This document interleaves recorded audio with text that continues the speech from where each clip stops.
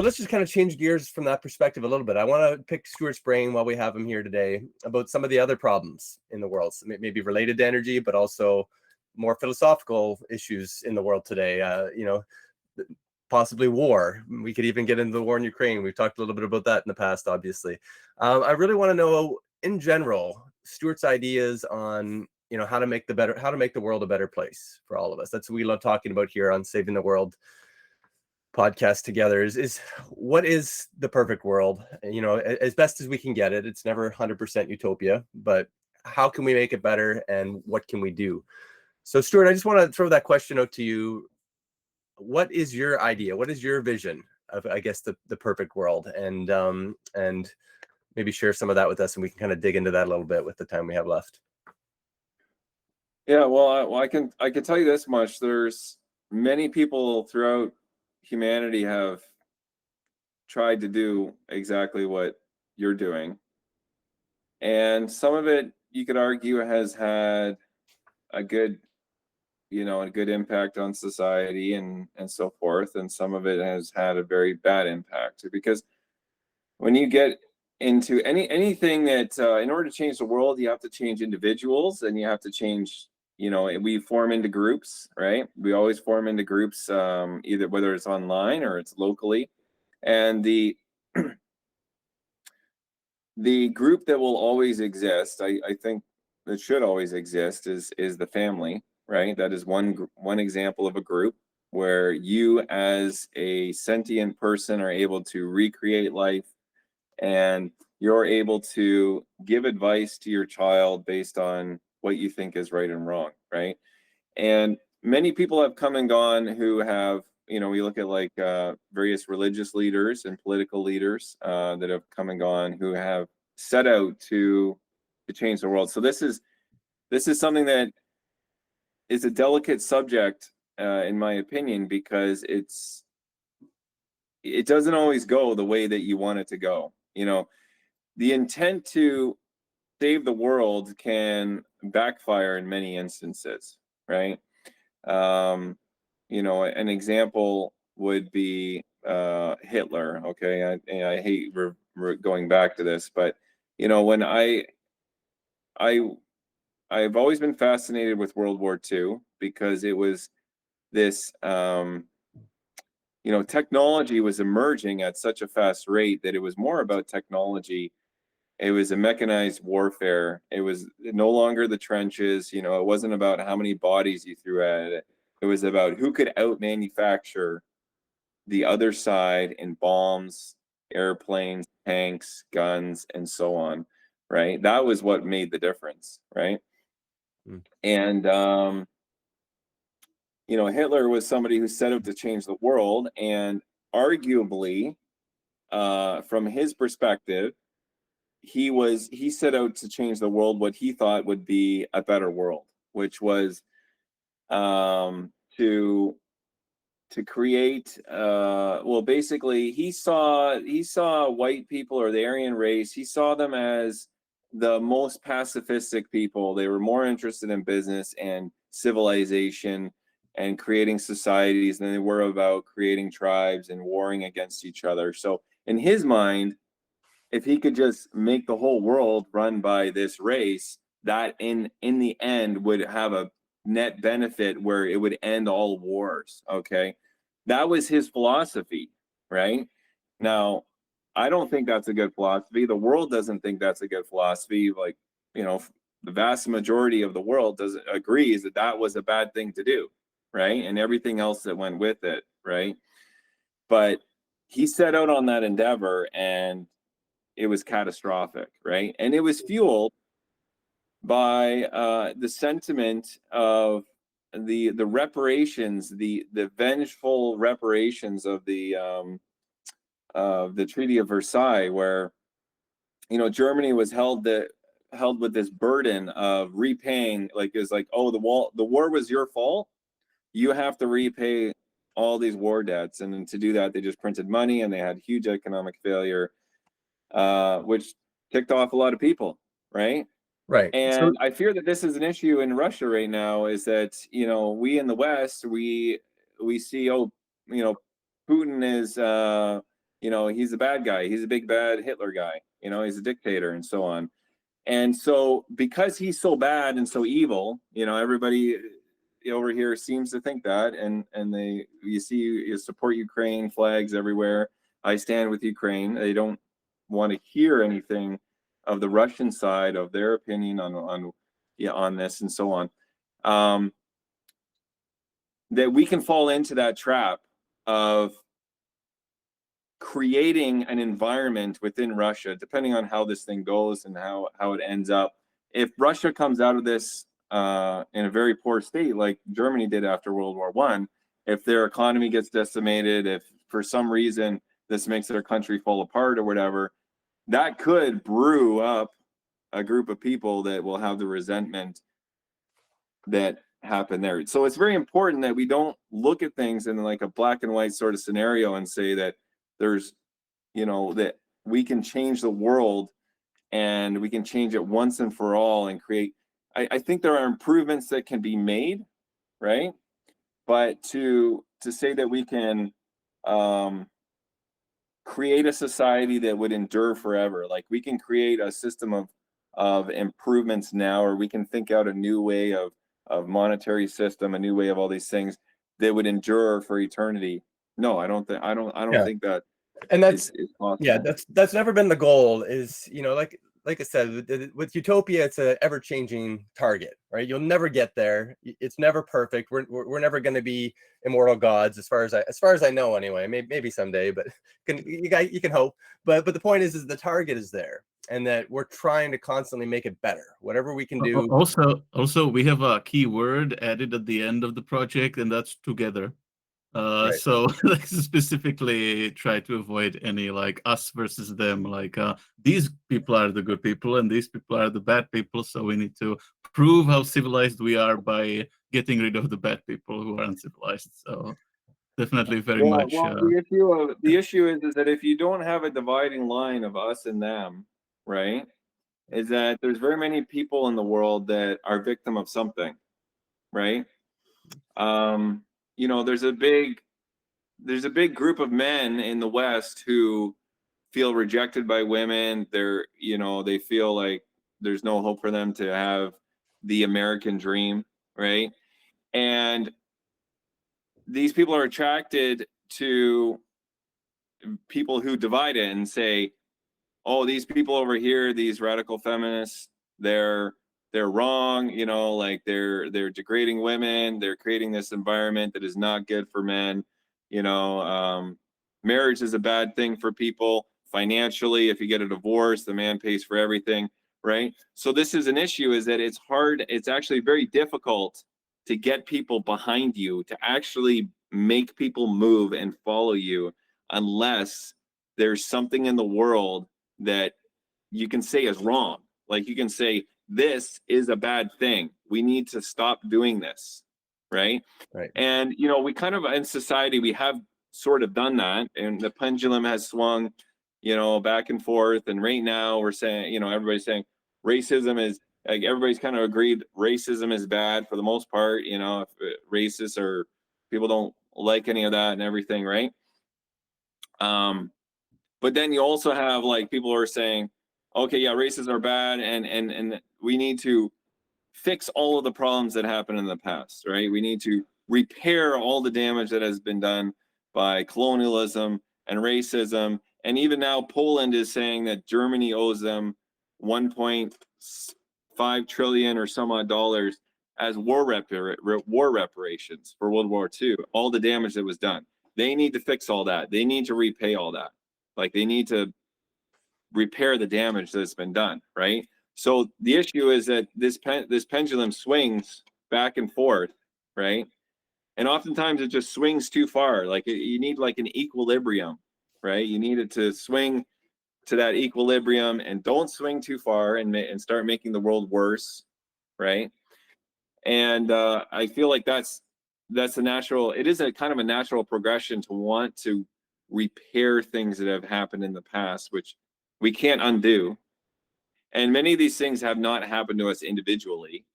We may be the beneficiary of them, whether that's a negative thing or a positive thing.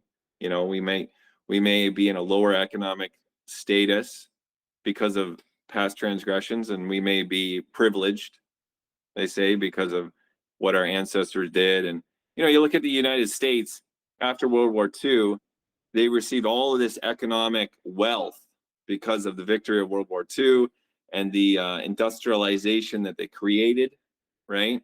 The space race, everything that happened after World War II, it's basically like there were some good times. Everything was cheap. Houses were cheap.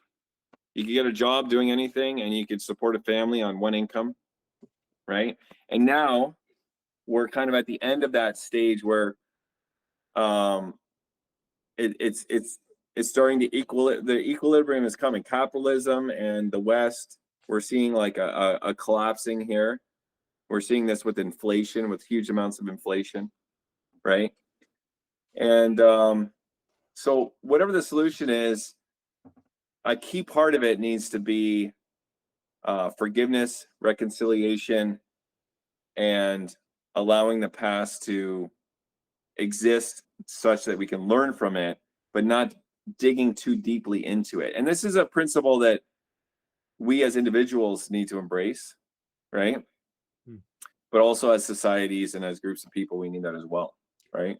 But if you're gonna the example that I always keep returning to, because it's one of the relatively not extremely many examples of what you're describing kind of happening a little bit, the way you describe it probably should, is Velvet Revolution from Czechoslovakia to the Czech Republic, where there was a movement led by Václav Havel, our first democratic president, who had a whole, like, sort of the movement that he was the leader of was called Civic Forum, and it was basically a forum designed to unite everybody who just agreed that communism was a bad idea. So just identified the bad and got over 50% of the whole country to support that movement as like a political party, but really more just a movement of general consensus and agreement about a general direction that is better rather than worse. And there was a specific moment where there were many people who wanted to extremely severely punish the communists, like everybody who was actually in any position of authority in the previous regime, and like to take away their stuff, to take away their position and money, and maybe like lock them up in prisons or just basically punish them severely. And the key historical moment and the reason why the whole Velvet Revolution then happened non-violently and was just a peaceful transition of power that was largely constructive was that the message by Havel was, we're not like them. Because the point was, that's exactly what the communists did to the previous ruling elites that they felt justified were bad before, and that started a largely very severe and harsh regime that was punishing all kinds of groups for politically ideological reasons and stuff. So I guess like if we're aiming for anything, it's maybe like exactly what you're describing pretty much, is this kind of thing where, yeah, it's very important to recognize what's bad, but not to restart the cycles of violence as like in terms of some sort of a severe punishment or reparation. Yeah, I like that. I like that. I think we can learn from our past, we can own our past, but at the same time, we forgive and forget, the bad stuff that's gone on, and we don't make the same mistakes again. We learn going forward, and we kind of commit to being better to each other, to being more together going forward, and allowing people to live and let live, but at the same time, take care of our environment, take care of ourselves, take care of our common resources of the world, share them with each other as we can, and allow others to be prosperous and self-sufficient and educated in every different way that we can, so that we can kind of avoid the same mistakes that we made after World War II, and avoid all these tyrants from kind of seizing power and feeling like they have no other option but to conquer the world because they're losing their resources, or they're losing their prosperity to some other foreign power. So very interesting stuff. Very good comments from both sides. I think that's the key, though, is just taking it all in, never being overly judgmental, but at the same time, looking for solutions that work for everybody. Yeah, there's the thing about inclusivity is that it's when you include everybody, you exclude everybody in a sense. Like you kind of,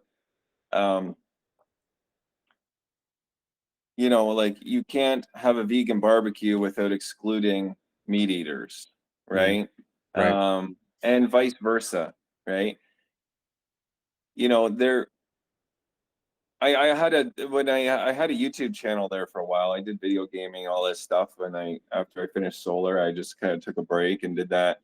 And I had a Discord server of a whole bunch of, you know, kids. They would go on and we'd organize games online and all this stuff, and it was great and fun. But I had to ban certain people because they were so toxic. You know, this is the term that we use, but I don't think it's a very good term because I'm basically calling somebody poisonous, right? Yeah. But this is, you know, like when you create an environment that is, you have certain standards, like some things are unacceptable, kids posting pornography or other things, like this is not the place for that. You know, we're here to organize games, right?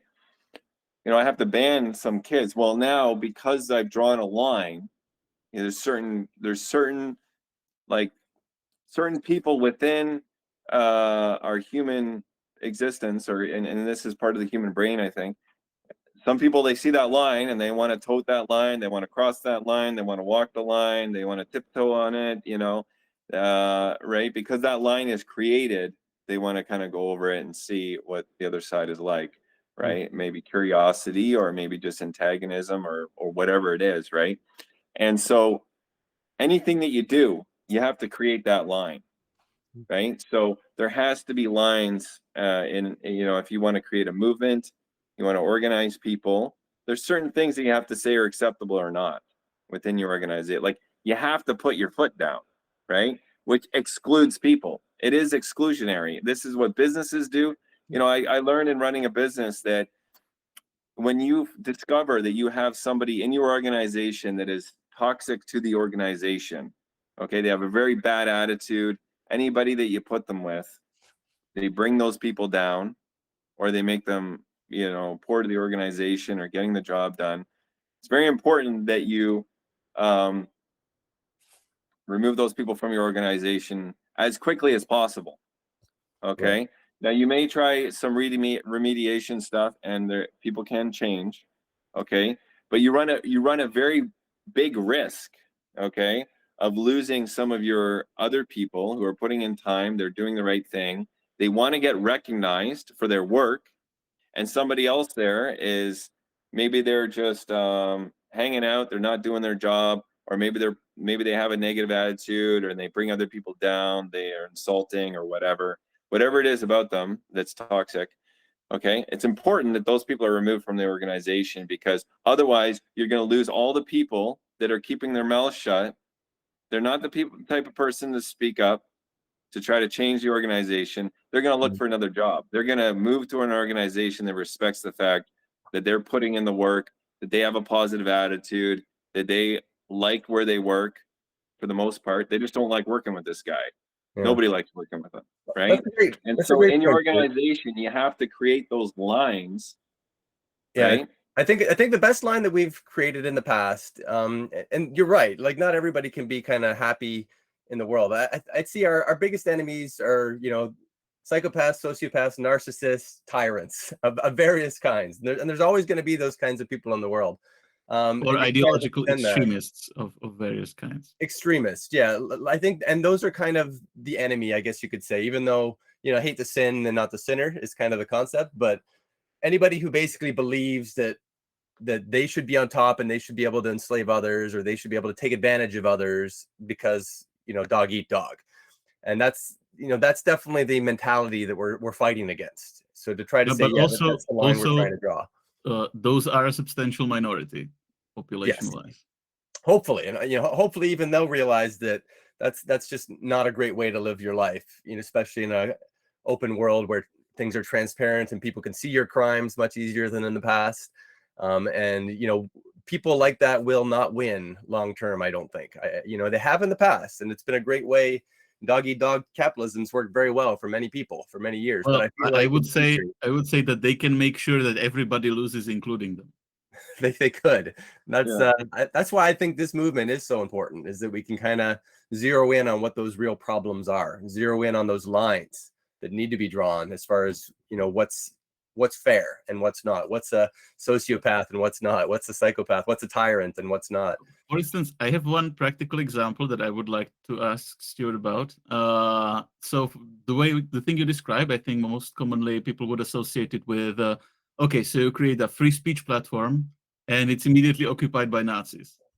Because like, as long as you don't actually have any rules to kick anybody out of the platform, like you said from the Discord channel or server, as long as you just don't get rid of anybody, then the people who got thrown out of everywhere else, who are probably the least constructive and most toxic, objectively speaking, will immediately occupy it. And that's one of the things that we try to sort of brainstorm ways how to combat or figure out, is one of the, like, we would like to create ways of like messaging or marketing or communication that are more anti-divisive, because the common tone in which current marketing and media communications work is attracting the attention to the most divisive thing or dividing people, and thus, you know, getting more likes and clicks or whatever, because people get emotionally agitated.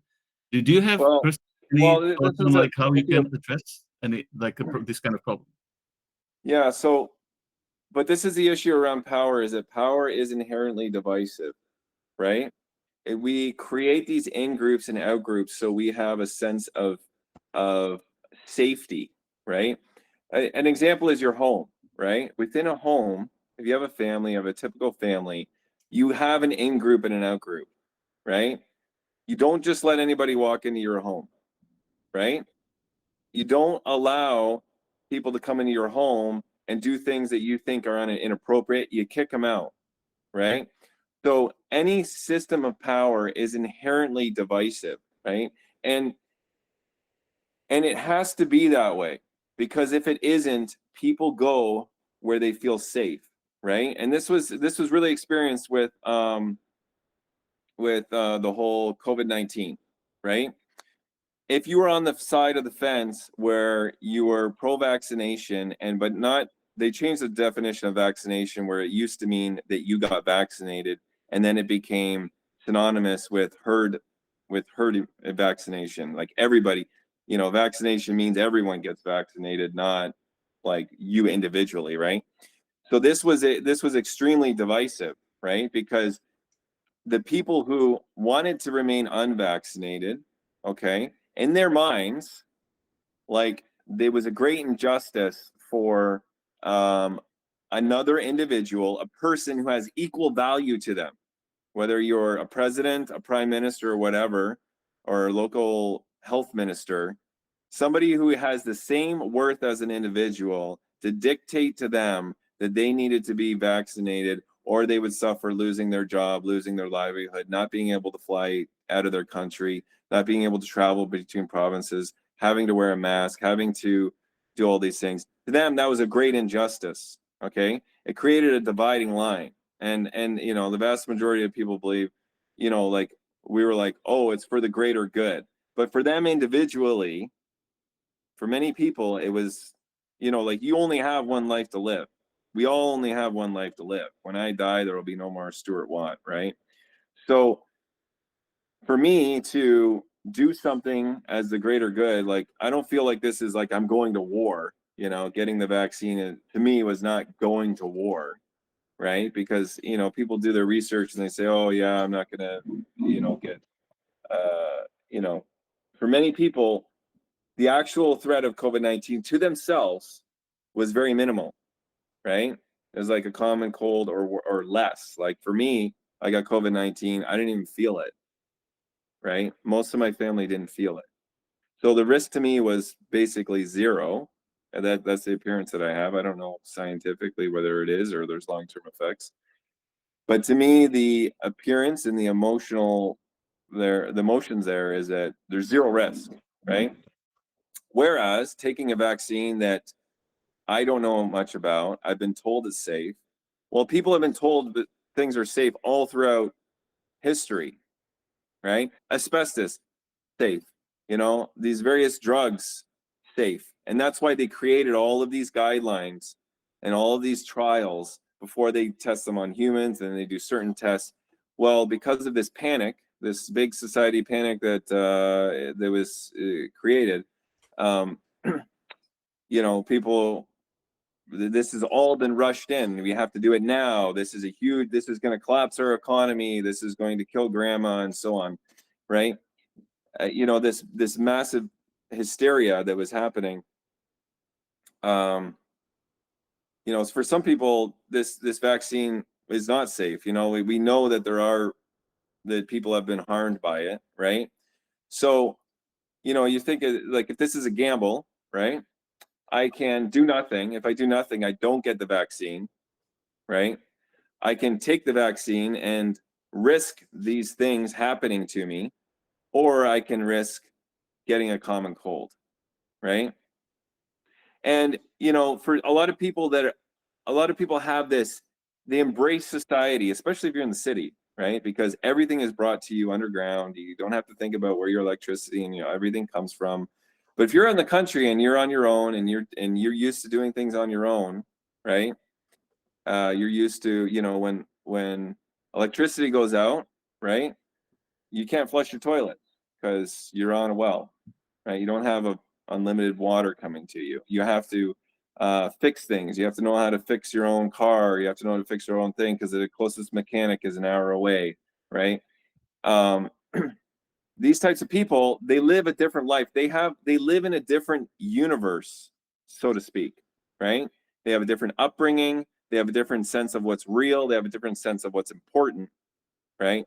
And so this is a dividing line that naturally divides people, right? So you guys want to change the world. You know, I would like to change the world. My method of doing it is creating a company that will help with climate change and help reduce cost of energy for people. You know, that's a dividing line. My business can't be in the business of, you know, selling books or soap or something else and building this generator. I have to focus my energy on this one thing where I feel I can make a change, and I gather people around that. So the easiest way is to focus on a certain aspect, right? Focus on something that you feel like you can change, right? You look at like Greenpeace, right? Greenpeace wants to reduce the amount of oil that's being taken out of the earth. They want to improve the environment and so on and so forth, right? They're not also looking to solve issues around police brutality, right? They focused in on this one thing. Because they've focused, and because they've made a dividing line, they say, no, when we're going to do a protest, we're not going to go to a Black Lives Matter rally or something, or we're not going to go to this other political rally, or we're going to some other rally. We're going to focus on environment and this sort of thing, because their followers have joined their organization because of that dividing line, right? They know what they get. They've become the McDonald's of environmental activism and protest, right? When I go to McDonald's, I know what it tastes like. I know what to expect. That's why I continue to go, and I probably shouldn't. You know, it's total garbage, but it's so cheap and convenient, and it's open 24 hours and nobody else is, right? But I know what I get. So you have to focus on a couple of things, right? And this is the issue, is that if you don't have that focus, how are you going to get people to follow you? Because if you have so many things, like we as humans, we're the apex predator of this planet. Our eyes are on the front of our face for a reason, not like birds where it's like this. We're not trying to defend. We are capable of being the apex predator. We are the apex predator, right? And a lot of it has to do with our ability to focus, right? We have two eyes, so we have depth perception. We can see something, but we can also perceive how far away it is, right? So in an organization and within what you're trying to do here, you have to be able to focus on something. And when you focus on something, you're creating a dividing line of everything that's outside of your range of focus, right? You no longer are paying attention to these things. So you guys, I think an important thing that you need to do is you need to look at key top things that you believe not only are important, right, to solve, but also that you can create a dividing line for other people, because you're going to run into, everybody's different, right?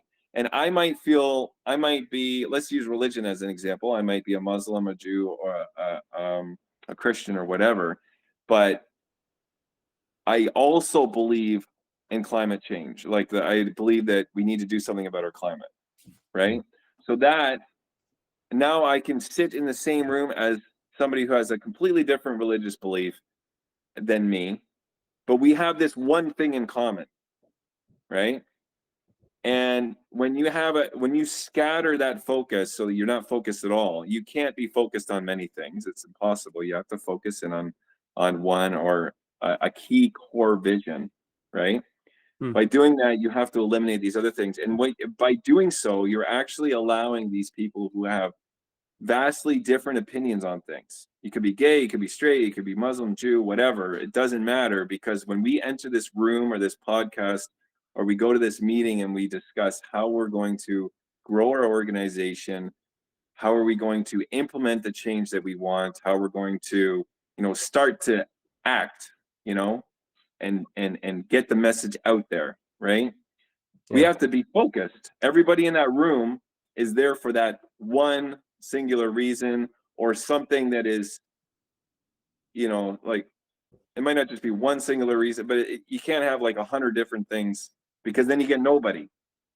Makes sense, right? Yeah, and that's a great point, Stuart. I think if I had to try to summarize what we've done in the past year, we've had probably 50 podcasts on a bunch of different things, lots of sci-fi, lots of technology. But I think if the core thing that I've come up with really is taxing all the bad stuff, pollution being the main thing, kind of on a fair worldwide level. So you have a worldwide playing field for all the main things. So tax all the bad stuff and give that money to everybody worldwide as their share of the common resources of the world. I think that's kind of the core concept that I keep coming back to as kind of the key solution to everything, is finding a way to make it fair, so that you tax all the bad stuff and give the money back to everyone equally as kind of some kind of basic income. And that by itself kind of makes everything that's good kind of naturally become more profitable, and everything that's bad become naturally less profitable. And again, that's there's a million different ways you can do that, but that's kind of the core concept, is trying to make capitalism fair again by sharing the wealth of the natural resources of the world, water, air, and a certain amount of land and energy to some extent, the natural sunlight that we get. That's the core reason. That's the core mission as I see it. Now, how to get there and how to kind of spread the message and get more people involved, there's lots of different ways to do that, but I see that as my personal core life mission, is to make that a fair playing field. What about you, Martin? What do you see as our mission? And I just see that, like, as we sort of establish that this is a kind of thing that practically makes sense to make to achieve some sort of practical effects.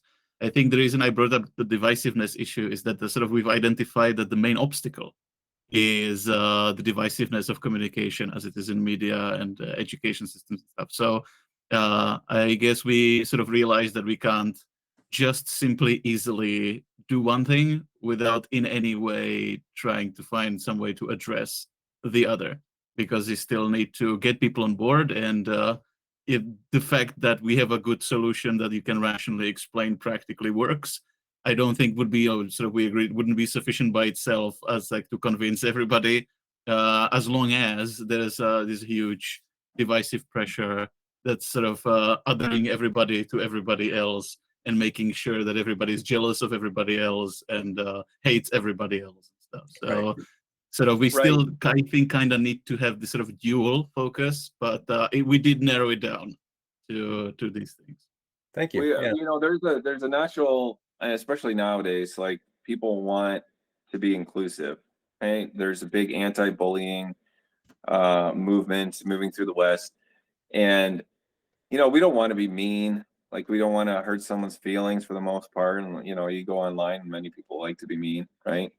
But we're like, us meeting, the way that we have structured this meeting is divisive in a sense. And let me explain that, okay? So if this was a religious meeting, we would have started with a prayer, right? That would be the norm, okay? We didn't think to start with a prayer. We didn't start with a prayer. That wasn't really within our consciousness to do it that way, okay? So just by the format of how we're doing this, right? How we started, what we talk about, who's in charge, right, is another thing. You know, depending on the organization, you're going to have a leader who's going to dictate who's speaking, what the agenda is, and so on and so forth. We have already been divisive, whether we liked it or not. And it's not us being mean or deciding that we want to exclude people. It's more in the sense that we have a certain set of norms that I think, you know, I've talked to Luke, you guys have talked a lot.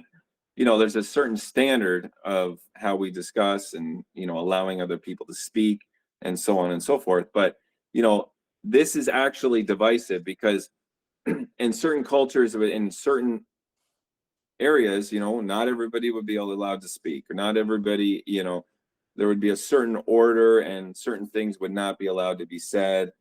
If I said something that was not acceptable, maybe I already have. I may have already said something that's unacceptable to some person out there, you know.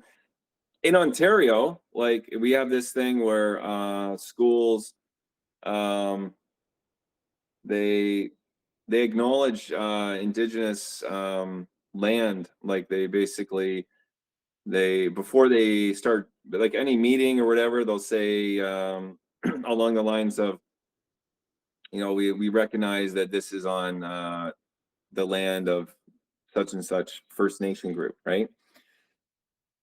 We haven't done that, right?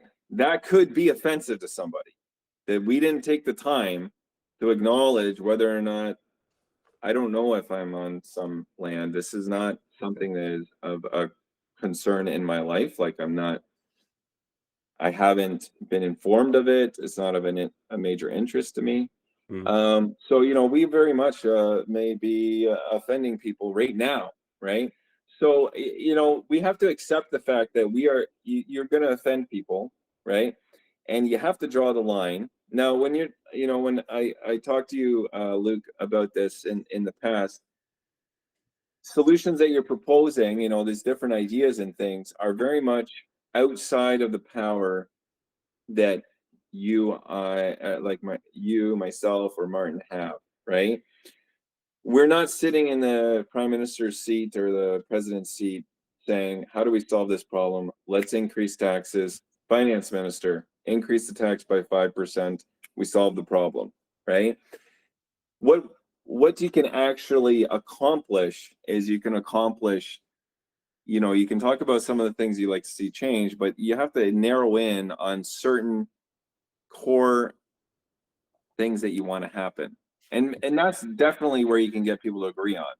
You can agree, we want the climate to be improved, or we want to get off of fossil fuels, or we want to do certain things to improve the world or reduce war or whatever it is.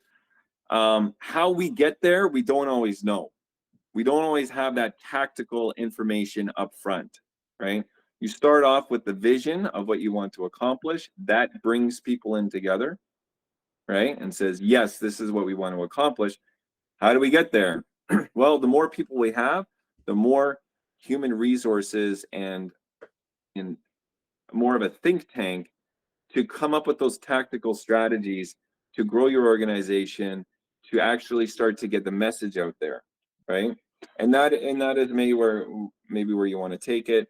I don't know particularly, but you know, pinpointing on solutions, you can never pinpoint on, you know, we raise the tax 5% or 10% or 15%, and that's the perfect tax, and that'll always be the perfect tax. No, that's not going to work. You have to focus on things like, we want these things to improve. We think they can improve this much by this amount of time. What are the action steps that we can take to actually get us in that direction? That makes sense. And I see us very much as, like you said, you mentioned the word think tank. That's definitely where we've been starting. I've spent close to 20 years thinking about it, and now I'm trying to take those thoughts and turn it into action by recruiting more people and continuing to build on it.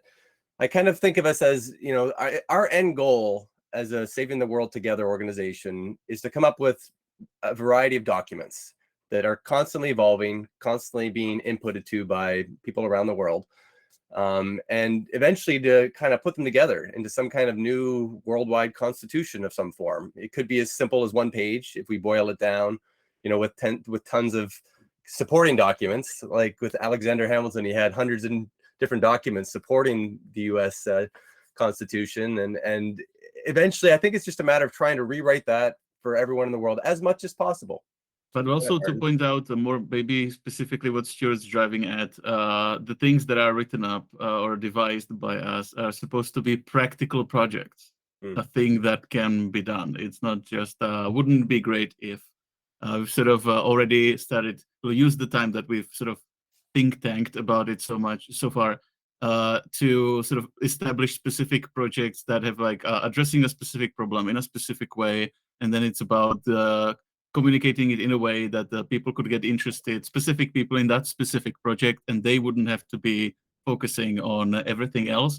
I think just the reason why we try to look at it complexly or look at to try to find all of the necessary components that have to be met or done at the same time in order for the overall situation to achieve maximum improvement. Because one of the problems is that if you're something like the Greenpeace and you have a narrowed down perspective and you're doing your one thing, then sometimes you may not realize how, if you're just super focused in doing that one thing, how it may actually create more new problems or be clashing with other things, that if you had the awareness that both of those things need to achieve some sort of a mutual state of equilibrium, then you could have from the onset been doing the thing in a way that would preempt or prevent some of the potential problems that you could have caused inadvertently down the line. So yes, so far we have been a think tank devising strategies for the most part, but we do very much try to have in mind the fact that there will have to be focused people doing narrow focused things. We just try to come up with the narrow focused things that work together as a set that's mutually complementary. Yeah, that every single little thing we do is building towards that grand goal, but very specific and able for an individual to jump in and make a difference, to have some kind of output that adds towards, you know, that either building a new company. I think what Stuart's doing has a part in this. You know, that's why we have him as a guest today, obviously, is that every company out there that's trying to take one problem and, you know, make the world a slightly better place by solving that problem is a part of this whole saving the world together. And I think that's where we're trying to be as inclusive as possible. You know, we do have lines, but at the same time, we're trying to think outside the box, think outside the lines as much as we can to just let us all know that we're all in this together. We're all in the big spaceship Earth. We're all part of this family, and every little thing we do affects those around us. Yeah, you're inherently, by putting your foot down and creating lines, you are conflicting with people's interests, and then you have to consider whether that's something you do openly or you do covertly. Like, how do you want to change the world? Do you want to do it behind the scenes? Do you want to do it openly? Because very much like, you know, if you create some movement, right, and people start to join it, they give their lives to it, well, maybe they're taking their life away from some religion or something. Well, now you've ticked off a grandmother, a mother, a father, you know, and now they see you as like this atheist organization. Now you've harmed their reality, because in their reality, the most important thing is that their child, their adult child or teenager or whatever, whoever it is, goes to church, shows up, does all the religious things, right? It is, it's something that you have to accept. That you have to accept that you will, if you gain a following, you will create enemies. You will create people that have a conflicting interest. I mean, even if you just look at climate change, right? If you switched everything over to solar, Saudi Arabia would go bankrupt. Yeah, right. There's always another side. There's every single argument you ever have. There's Those another people side. have billions and billions of dollars. They don't want to lose that income. There are hundreds of thousands, millions of people that depend on that money to flow in, right? So this is, in some ways, you know, the political game or the NGO game or the business game is very much a zero-sum game, where when you take from one thing, you build something, you're also taking from the other thing, Well, right? yeah, no, I disagree with the whole zero sum concept here, because I do think that there's a certain amount of building prosperity where there wasn't prosperity before. And if you're working together and you're sharing ideas, all of a sudden I have an idea and I'm sharing that idea with you. Now we both have an idea. That's not zero sum, right? Now you both have something new that wasn't there before because you've shared an idea. Yeah, but I think Stuart is right in that it's always zero sum to someone. I think that's just like our Someone. general approach is making it win-win for the largest number of people, but of course, never going to be 100% of people are never going to be better off, even if Yeah, most and that's people are the better off. examples. I gave you a few examples of where that's the case, right? Like in Yeah. religion or in like fossil fuels, oil, and things like this, right? Yeah. The climate movement is you would think that it's at odds with the oil move, like with fossil fuels, but in many cases I see the climate movement as actually being in league with fossil fuels because the United States has many they have the ability to be energy independent, to like produce all their oil, everything. They don't need like Canada. We don't need the oil from anybody. We have more. We have so much oil. I think we have the second or third largest oil supply in the world, right? Why would we ship it in? How is that economical to put it on a tanker truck? How is that good for the environment? If that tanker truck spills, which they have, it goes in the ocean. It destroys wildlife, right? Right. So, part of the climate movement that I've seen is that it's actually, some climate activists are against pipelines, right? Well, what is the alternative to pipelines? Shipping it in, putting it on trains. There was a massive train derailment in Quebec that killed a whole bunch of people and created this major disaster, and it was all oil, right? So you're going to be at odds, with conflicting power groups, which means that if you get big enough, you become a target for for canceling and for people speaking ill of you, right? You're You're going to definitely be right. on one side of the you're going to end up on one side or the other of the political spectrum, because the political spectrum is very much, it's divided for a reason. Like there is a reason why there's kind of like there's the conservative and there's the progressive, right? And those are relative terms, right? If you the people who resisted the revolution, the American Revolution, or any revolution, or the previous revolutions that were under kingdoms, you were conservative. If you wanted the king to stay in power, you were conservative. All right. Now, once the revolution happens, a decade later, a generation later, if you want to maintain the revolution as it was originally, now you're conservative. And then the progressives are the people that want to change it further, right? So all organizations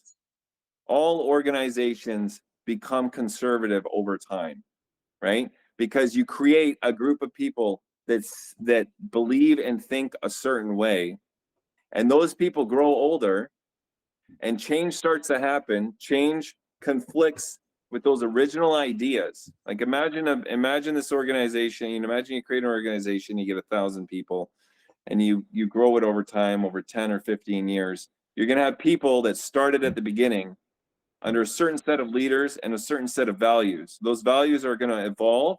Those leaders are going to die or move on or get sick or whatever. They're going to change. It's guaranteed to happen over time. Yeah. And you're going to get people that want to conserve the original vision and concept of what you were after, right? And then you're going to get people that say, well, our leaders, they had some good ideas. They've created a great movement, but I think we can improve on it if we eliminate these, these three tenets of the organization. We thought we would do this. Now society is kind of calling that idea wrong. So we're going to morph and adapt and then there's going to be people that are going to conflict and divide. This is a natural part of every organization, and this is a big reason why you know, they say too big to fail, but you know, really it's so big it has to fail. All big things must come to an end. No, Right? that's You a may great point. maintain the same name, but the organization is definitely going to change over time. Yeah, no, Right? we definitely need the anti-fragility concept to kind of be built in from the ground up, that as the world changes, the organization, you know, necessarily needs to change. That's the whole point of saving the world together, is we're constantly progressing, and what that means is constantly changing. But you're right that every organization kind of has a way that it develops, and then that very way that it was developed might become obsolete, and then it has to redevelop, and or it might have to die to be reborn, like a No, phoenix. that's indeed the challenge. It's just, I think it's good if you're starting something like this to be aware of this at the beginning, which we do try to be, because many big movements and organizations undoubtedly started without this awareness, and then it's sort of oftentimes warped into something entirely different that what was intentionally devised at the beginning. So we do try to be very much aware of this. I personally, a part of my education is I have a master's in political science, and so I have studied the history of political philosophy and of political conflicts and stuff. So you're right. Just you're very much right about all of the concerns that you're voicing. We just really try to be aware of it and plan with all of those things in mind. Yeah, Okay. and you know, the formers of the Constitution in the United States were aware of this, right? They were aware of that changes. They put it in there that you could make amendments and so on. It was difficult to make amendments, which when it's difficult, that means that it's inherently conservative, right? When it's difficult to change, that means you're breeding into it a conservative nature where you need a super majority to, like, it's so hard to make an amendment that you need in the United States, you need I think it's like a super majority in both the house, like in the House and the Senate, right? 66%, I think. Yeah, 2/3. Yeah, so it's very difficult to make an amendment, which means it's conservative, right? You're conserving the original Constitution because it's so hard to get 66% of people to agree on things. Like, Yeah. it's hard to get two people to agree on things, Well, right? yeah, particularly when you've got this just two-party system where they're so kind of divided, they're almost 50-50 on just about everything. Oh, I mean, it's harder with even more parties. Yeah, You want to get 66% of people to agree on things, yeah, and you've got 3 or 4 parties. it's Like, really hard. that is almost an impossible feat. You Yeah. got to get 3 of those 4 parties on board. You got to get the leaders, the people that are influencing the rest of, like, most people don't want to be influencers, right? Most people want to show up. They want to have it, like, they're going to care about things that you will get people that become fanatics, and you have to be careful there too, because when people become so obsessed of an idea, they can also become a threat to it in a sense. They can go too far, you know, they can embarrass an organization and stuff, right? So you need moderate people to be involved, and you have to rein in fanatical people. But most people are not of the leadership type, nor do they have the experience or the knowledge to be able to lead something. Yeah, Right. I mean, And they you don't want to. definitely need some kind of new charismatic person, individual that almost unites both sides. You know, maybe you need some kind of civil war, maybe you need some kind of, you know, nuclear collapse. Hopefully it doesn't go that far, but maybe something like that is what you need to get everyone to realize, hey, maybe there's a better way. Maybe we need to unite both sides to make this happen. Yeah, in Czechoslovakia, it took 48 years of communistic totality for people to be like, for majority to be like, oh yeah, let's stop it. Yeah.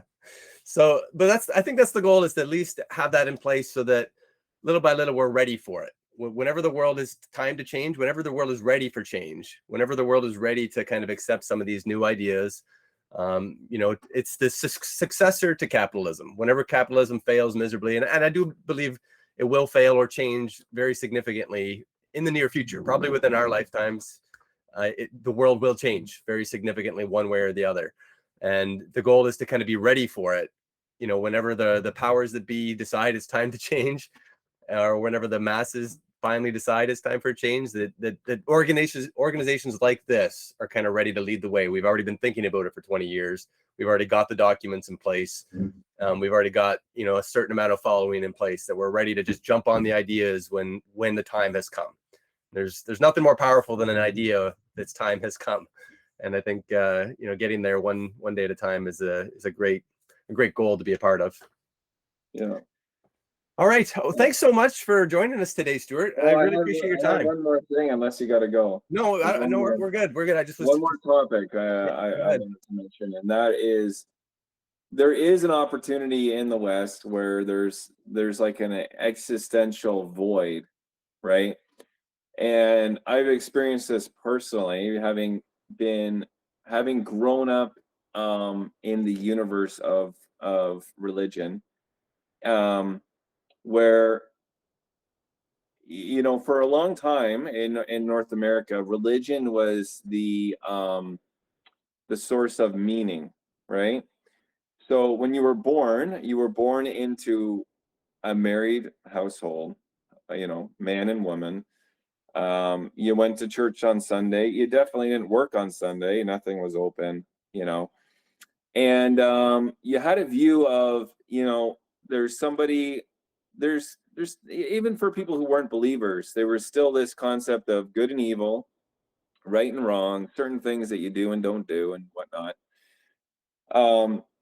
And that creates a sense of meaning for people, right? When you wake up in the morning, you start making your decisions subconsciously around that framework, right? Like you have this frame of reference of things that you just wouldn't do, right? And that stems from, your concept of why, like, what is the purpose? What is the purpose of life, right? And religion, I believe religion over the years has been very useful, like, especially for kingdoms. When you look back at kingdoms, the king was, he was ordained by the Pope, right? He was, and all the people believed that he had the right to rule because he was the king, because he was born into it. And only a person born into it, because this is what God wants. God chooses who the next king is because he knows who's going to be born into that body, right? Nobody else has the right to rule, right? So anybody who tries to challenge the king, any single person, is rejected by the masses, and they're seen as an invader, an intruder, somebody who, should definitely not be king. Okay. And that was maintained by the churches. Now the church doesn't have as much power. The various religions don't have as much power, and we no longer choose our leaders based on being born into it, right? We choose it based on our political system of voting, right? And so now the power has switched to who can persuade the voters to think a certain way and choose a certain set of values that align with our political party. And that's why you see in the media, you see groups that lean towards the right and lean towards the left, that are conservative, Fox News versus CNN, right? And it's because those media groups are channeling the minds of people to accept a certain set of meaning, right? And those meanings, they conflict, right? Like if you're like Southern Baptist Christian, you may have views that are against LGBTQ, right? So you're naturally going to kind of like sway towards this side because of your religious background and things you read in the Bible, right? And the media reinforces that with everything that they teach you, right? So that at the end of the day, your vote goes in that direction, right? And again, there's people with financial interests and conflicting political interests and power interests on one side that are protecting their group of people. And then there are people on the other side that are protecting their group. And both sides screw up, right? Both sides make mistakes and they tick people off, and they don't always fulfill that. It's natural human tendency that you're going to make mistakes and you can't please everybody, right? So that's why it's always switching back and forth, because these people screwed up. We don't like them anymore. You know, you look at this like in Ontario, where Liberals had a majority, and then they had like 7 seats after Kathleen win. Nobody liked her, right? This was the Ontario Liberal Party. So they went from a huge political standing to basically like nothing, right? Because they were so upset. It's not like we rotated out and we got a whole bunch of new people in Ontario. It's that this political party screwed up, right? So you're always gonna get this swaying back and forth, and that's what you can expect from an organization, and even like setting out to do what you want to do here, is that you're gonna make mistakes. There's gonna be issues as human nature. You're gonna not think things through, or maybe the solutions you propose don't actually work once they're implemented. Like, that is a very good possibility, right? So, you know, this is whatever it is, like, if you want to change the world, you also have to have the consideration of human consciousness and the meaning that people derive from being a part of something. What are they gaining out of it? If you want somebody to devote their time, their money, their energy, they have to get something out of what you're giving, right? You're asking, I'm assuming, you know, like, if you want people to come in, you want people to help your organization, or you want to develop it and move it past ideas and the podcast that you have now, and to start making change, start growing an organization, lead that organization, right? Or you guys want to lead it, I assume, or you want to find a leader that has the same vision as you.